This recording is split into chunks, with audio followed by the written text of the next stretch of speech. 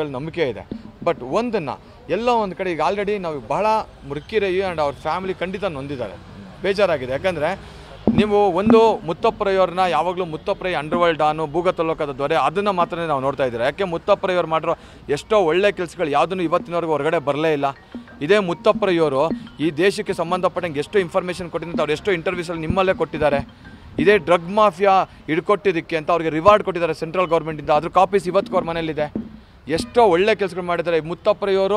ಇದೇ ಮುತ್ತಪ್ಪರಯ್ಯವರು ಪುತ್ತೂರು ಮಹಾಲಿಂಗೇಶ್ವರ ಬ್ರಹ್ಮರಥ ಕೊಟ್ಟರು, ಅದನ್ನು ಯಾರೂ ಹೇಳೋದಿಲ್ಲ.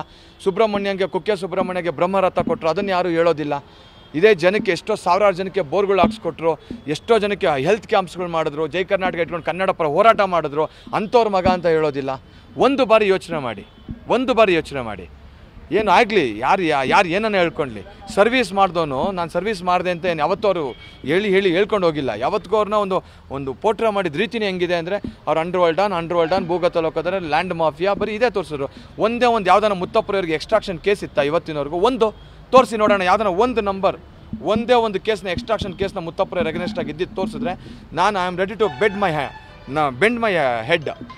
ಯಾಕಂದರೆ ಒಂದನ್ನು ಅರ್ಥ ಮಾಡ್ಕೊಬೇಕು, ಮುತ್ತಪ್ಪರಯ್ಯವ್ರ ಮಗ ಕೂಡ ಒಂದು ಜೆಂಟ್ಲ್ಮ್ಯಾನ್.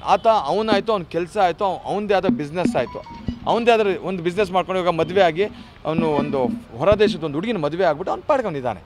ಆಕಸ್ಮಿಕವಾಗಿ ಈ ಘಟನೆ ನಡೆದಿದೆ. ಆ ಘಟನೆಗೆ ಕಾರಣ ಆದವ್ರು ಖಂಡಿತ ಪನಿಷ್ ಆಗಲಿ, ಶಿಕ್ಷೆ ಅನುಭವಿಸ್ಲಿ, ಜೈಲಿಗೆ ಹೋಗಲಿ, ದಟ್ಸ್ ನೋ ಡೌಟ್. ಬಟ್ ಆದರೆ ಅವರೇ ಏನೋ ಒಂದು ಸೃಷ್ಟಿ ಮಾಡಿರ್ಬೋದಾ ಅಂತ ಒಂದು ಕ್ವಶನ್ ಮಾರ್ಕ್ ಹಾಕಿ ಕೆಲವೊಂದು ಮಾಧ್ಯಮದಲ್ಲಿ ಹೇಳ್ತಾರೆ.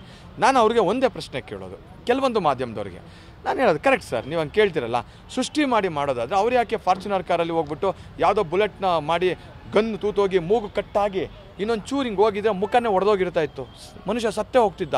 ಯಾರಿಗಾನ ಹುಚ್ಚ ಆ ಥರ ಮಾಡೋದಕ್ಕೆ? ಇವತ್ತಿಗೂ ಕೂಡ ಹಾಸ್ಪಿಟ್ಲಲ್ಲಿ ನೋವಲ್ಲಿ ಇವತ್ತಿಗೂ ಮಾತಾಡೋಕ್ಕಾಗ್ತಾ ಇಲ್ಲ, ಕಷ್ಟ ಆಗ್ತಾಯಿದೆ ಅವ್ರಿಗೆ, ಅಷ್ಟು ಸಫರ್ ಮಾಡ್ತಾ ಇದ್ದಾರೆ.